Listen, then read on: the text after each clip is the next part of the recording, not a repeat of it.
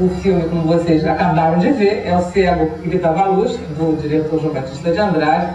E hoje nós temos a participação de convidados muito especiais. Nós estamos com a poetisa e diretora multimídia, a Paula Venck, mas também com o escritor Marcos Santa Rita, com o coordenador do audiovisual do Arquivo Nacional, o Cláudio Molinari, e o jornalista e integrante do site críticos.com.br, Ricardo Porta. Uma das características da nossa mesa é que, menos eu, se não me engano, todos aqui moraram em Brasília. Ricardo morou em Brasília, Cláudio morou em Brasília, Paulo morou em Brasília. Márcio morou em Brasília? Não. Temos 3 a 2, mas enfim, eu adoro Brasília. Paula morou muito tempo em Brasília também, né? Você reconhece uma opção de gente, não é isso? Não, eu reconheço, assim, eu tenho muitos atores que foram colegas meus de faculdade, o Romulo Augusto, a Cardel, a Alice Cardel, que fez a menina Helena. Então é muito bacana você poder rever seus colegas que tinham tanta vontade de fazer, já fazendo cinema, que você vê com uma força muito grande, assim. Mas eu queria fazer uma observação no que o Marcos Santa Rita falou, que eu concordo plenamente, que existe uma voz única, que é a voz do Tonico, e o que dificulta até os outros atores, porque são personagens um tanto abstratos, né? O personagem do Bom Tempo, o personagem da prostituta, e que você fica às vezes até se perguntando, meu Deus, mas por que tanta agressividade, tanto interesse? Não, personagem, Roberto, eu tenho uma coisa mais difícil. Por que, assim? E aí você fica perguntando sobre o histórico anterior dele, por que ele quer tanto saber? Por que ele insiste? Por que tanto ele fica angustiado por saber daquela história? Então, acho que ele acaba, essas outras vozes, esses outros personagens, acabam sendo vozes também do autor e não tão de personagens devidamente, assim, humanizados, né? Então, eu concordo plenamente com essa visão e senti isso, assim, com relação aos outros personagens, não com o Cego especificamente, acho que o Cego faz um contraponto. Acho que é importantíssimo o personagem dele também, mas ele já funciona mais como tem uma função mais poética, né? O cego que gritava a luz, o cego, aquele que viu tudo, então tem essa função. E o humano mesmo, na verdade, seria o Tonico, que é o herói trágico, que só erra porque erra. A falha trágica dele é em função de um povo, né? Não, ele abandonou o filho, Não, ele abandonou o filho. O filho sabe, sim, mas ele tem essa... explicado, né, no filme, né? O filho foge e ele justifica a morte.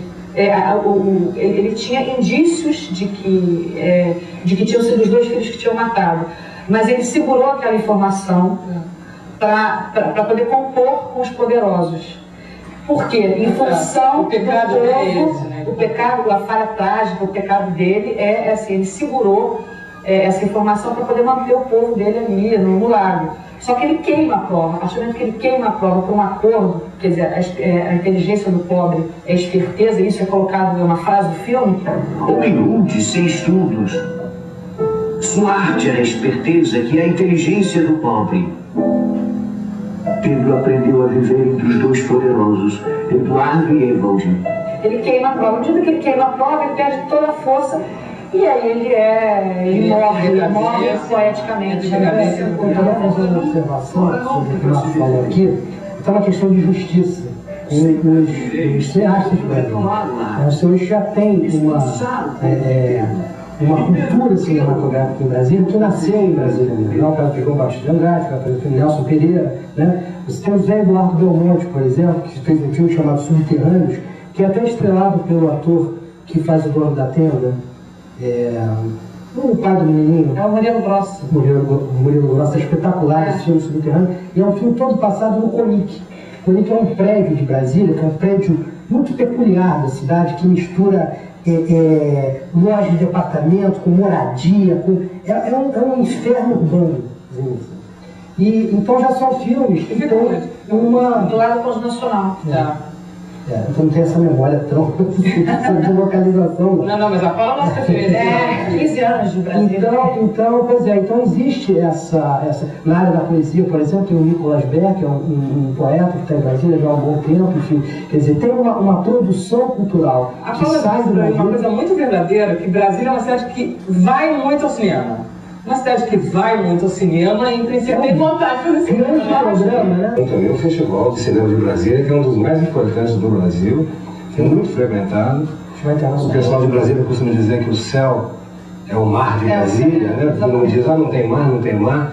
É muito bonito ver a paisagem de Brasília. O pôr do sol não existe. Mas Eu acho que O o Brasil Festival de Cinema de Brasília, né, Cláudio? Que é um festival do que mais participa. Exato. Porque tem um festival internacional e tem um festival Esse de Brasília, a juventude toda participa. Eu vivi lá 6 anos e ficava nesse contato com isso. E a plateia tem uma atitude política. Não é. Eu já tive uma coisa glamorizada que você fica. Estou no Brasil, e Brasília não, é participação política. Mas apesar da minha admiração pelo João Batista, pela trajetória coerente, bonita do cineasta, eu acho que o filme ele não tem uma certa consistência, entendeu? Eu gostaria de dizer isso assim, com toda sinceridade, porque me parece que é um exemplo assim, de como a ficção está aquém da própria realidade.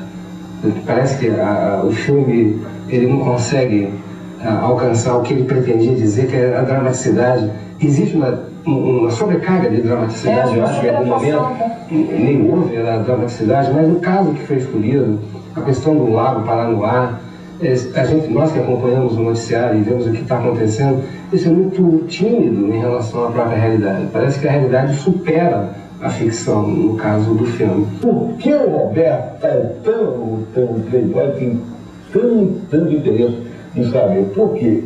Porque a arte do cérebro do inspetor dele, ele não tem nenhum arte do narrador do inspetor dele. Concordo com o que você está falando, só que mas também entendo o que ele está dizendo. Talvez o grande problema aí seja no tom de atuação exagerada, que faz com que você não acredite muito naquele interesse agressivo e absurdo. Então, se você percebesse esse personagem do Bom Tempo aos poucos seduzido e mais docemente seduzido, talvez você acreditasse mais nele. Eu tenho dificuldade de acreditar no interesse dele, sinceramente. Eu fiquei, mas por que tudo isso? Então, eu acho que a obra se realiza assim. Então, lendo o roteiro, eu acho que ela seria maravilhosa. Eu acho que tem problemas, sim, de direção de ator, muito claros. E é isso que faz gerar essa dúvida.